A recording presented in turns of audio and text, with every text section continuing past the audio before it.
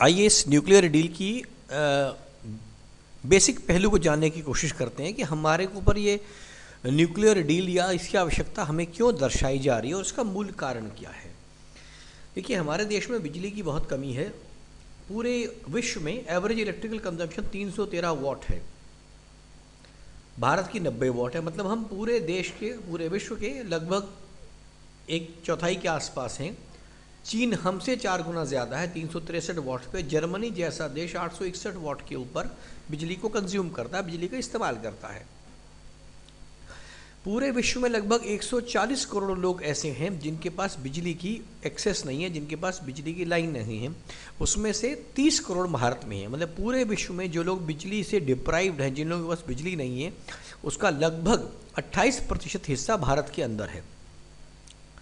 आज की तारीख में भारत की टोटल इंस्टॉल्ड कैपेसिटी बिजली की 2.4 लाख मेगावाट की है, जो अभी 135 मेगावाट कम है। मतलब हमारे को जितनी आवश्यकता है, हम लगभग 70% उसकी हमारे पास आज बिजली है। उससे ज़्यादा बिजली हमारे पास है ही नहीं। तो हमारी कंजम्पशन जो कि आज लगभग 375 मेगावाट के आसपास है, हमारे पास 240 गीगावाट, तो 375 गीगावाट की हमारी ज़रूरत है और 240 गीगावाट हमारे पास अवेलेबल है। अब जरा देखते हैं कि शुरुआत में ये इंडस्ट्रियल ग्रोथ हुई तो बिजली की ग्रोथ कैसे रही। देखिए, 66 से 79 तक, जिस समय इंदिरा गांधी का दौर था, हमारे पास बिजली की ग्रोथ 11 से 19% प्रति वर्ष थी। और फिर उसके बाद लगभग 80 के दशक से लेकर 2014 तक हमारी 9% से कम रही है। 2014 में जाके 10% हो गई है। अगर हम 1990, मतलब जिसको ग्लोबलाइजेशन बोलते हैं, जिसके बाद हमारे देश में तरक्की के परवाने उड़ जाने चाहिए थे। जब हमें शुरू में ग्लोबलाइजेशन बताया गया तो ये कहा गया कि 1990 के बाद तो देश में तरक्की के पंख लग जाएंगे। उसके बाद भी हमारी बिजली की कंजम्पशन जो है 7% की दर से बढ़ी है, जबकि 66 से 80 के दशक में ये लगभग 11 से 19% प्रति वर्ष की दर से बढ़ती थी। तो हमारी बिजली की पैदाइश जो 70 के दशक में थी, उससे लगभग 2/3 हो गई है 1990 के बाद।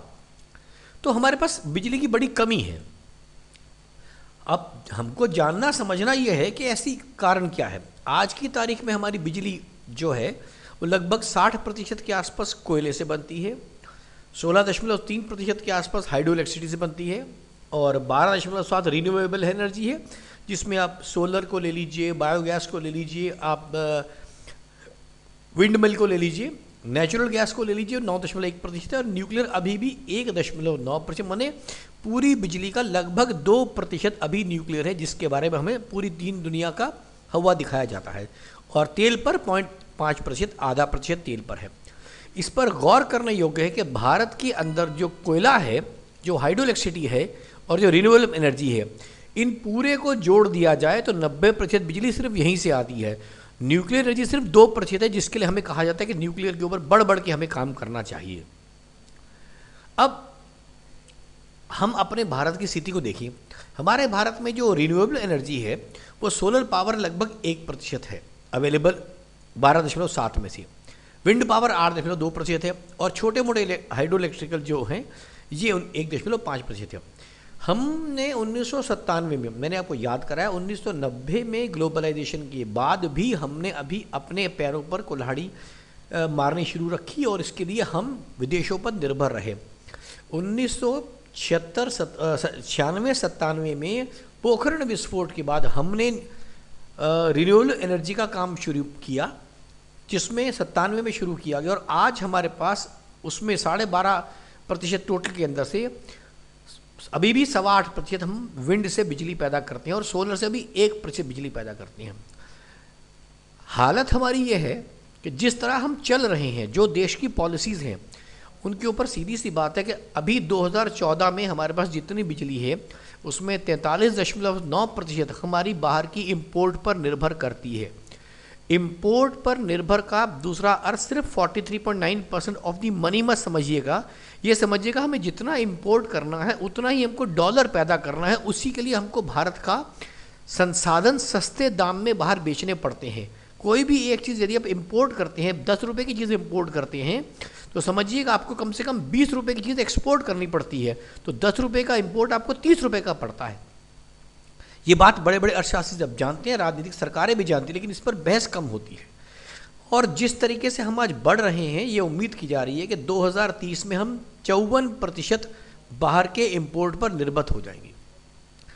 आज की तारीख में हमारे पास इंस्टॉल्ड कैपेसिटी हाइड्रो इलेक्ट्रिसिटी, देश में वर्षा बेतहा है, नदियां हमारे देश में बहुत हैं, इन नदियों की ऊपर की वजह से हायर पानी फ्लो करने की वजह से 40,000 मेगावाट हमारे पास आज की तारीख में इंस्टॉल्ड कैपेसिटी है, जबकि हम इससे 84,000 मेगावाट पैदा कर सकते हैं।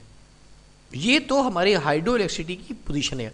मतलब कहने का अर्थ ये है कि जो हमारे संसाधन हैं हम उनको प्रयोग नहीं करना चाहते, विदेशों से दिए गए न्यूक्लियर डील पर हम जाना चाहते हैं। अपने देश में जब हाइड्रो इलेक्ट्रिसिटी एक सबसे कॉमन और पूरी तरीके से सुरक्षित इलेक्ट्रिसिटी जो है वो 40,000 मेगावाट हम आज इस्तेमाल करते हैं, जबकि 84,000 मेगावाट का हमारे पास पैटर्न है, हम इस्तेमाल कर सकते हैं। न्यूक्लियर में आ जाइए। अब ये सबसे सोलर एनर्जी की सबसे ख़ास बात है, पूरा विश्व आज सोलर पे जा रहा है। फुकुशिमा के कांड के बाद जर्मनी ने फैसला किया और अगले 3-4 वर्षों में जर्मनी अपना 30% 40% से बढ़ाते बढ़ाते आज बहुत ज़्यादा अपनी उसने सब सोलर एनर्जी पर कर लिया। लंदन में सोलर एनर्जी पे काम करता है, यूनाइटेड किंगडम में काम करता है, लेकिन भारत उस पर काम नहीं करता। अब इसके तरह कुछ आंकड़े आप जानेंगे तो आपका पैरों तले ज़मीन ही हिल जाएगी। भारत में हम सोलर पावर हमारे पास इतनी आती है जो 100 स्क्वायर मीटर से हम 500 मेगावाट पैदा कर सकते हैं, लेकिन आज की तारीख में जो प्लांट रिक्वायरमेंट है वो हमारे पास लैंड रिक्वायरमेंट 6 एकड़ प्रति मेगावाट है, जो आज की कोल प्लांट के बराबर है। मतलब आज अगर नया कोल प्लांट लगाना चाहें या सोलर प्लांट लगाना चाहें, दोनों में हमारे पास प्रति मेगावाट 6 एकड़ की ज़रूरत है।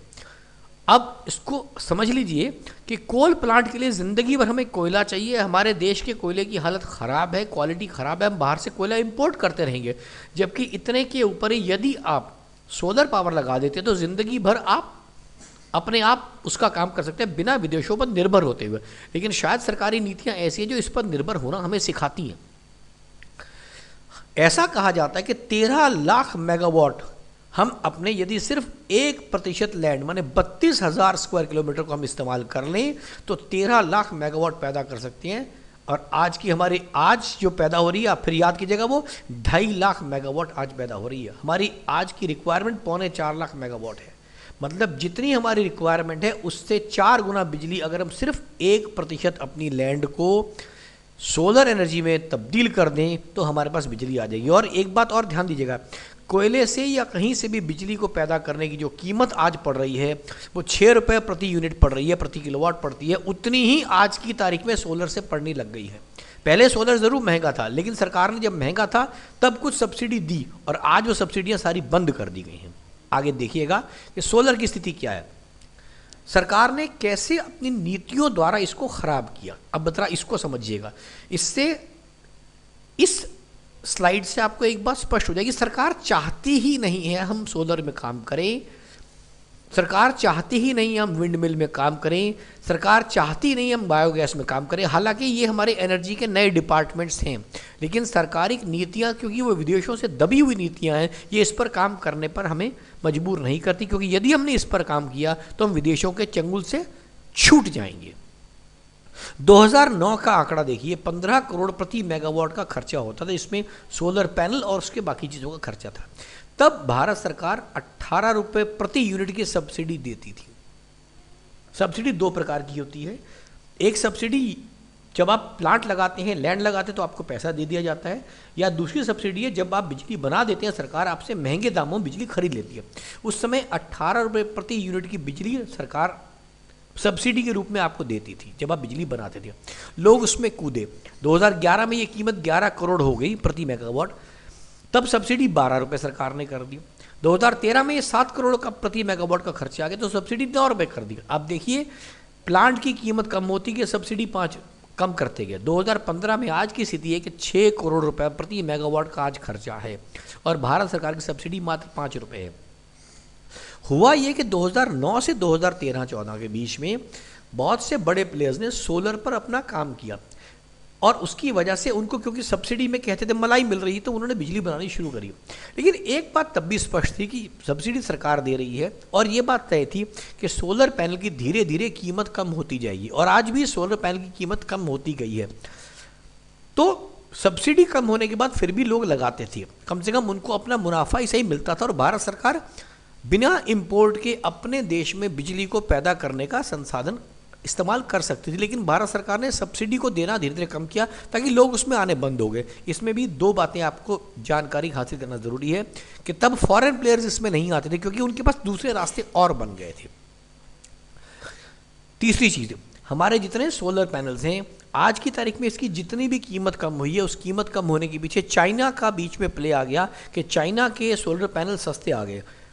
दुर्भाग्यपूर्ण स्थिति है कि आज तक भारत ने अपने अनुसंधान पर कोई सब्सिडी नहीं दी कि भारत में आईआईटी के आपके पास इतने छात्र हैं, भारत के पास इतने बड़े बड़े वैज्ञानिक हैं, वो सोलर पैनल को सस्ते में बना सकें। इस पर सरकार की कोई भी नीति काम नहीं करती। हमारे पास मिनिस्ट्री है रिन्यूएबल एनर्जी की, लेकिन उसके खर्चे को यदि आप देखेंगे उसमें कोई भी पैसा इस प्रोजेक्ट के लिए नहीं है कि सस्ते सोलर पैनल को बना दिया जाए। और दूसरी प्रॉब्लम आज जो आती है, जो लोग बिजली बनाना भी मान लीजिए सोलर पैनल में चाहते हैं तो लैंड अरेंजर से लैंड लेनी पड़ती है, उसके लिए लैंड एक्विजिशन एक्ट बीच में आता है।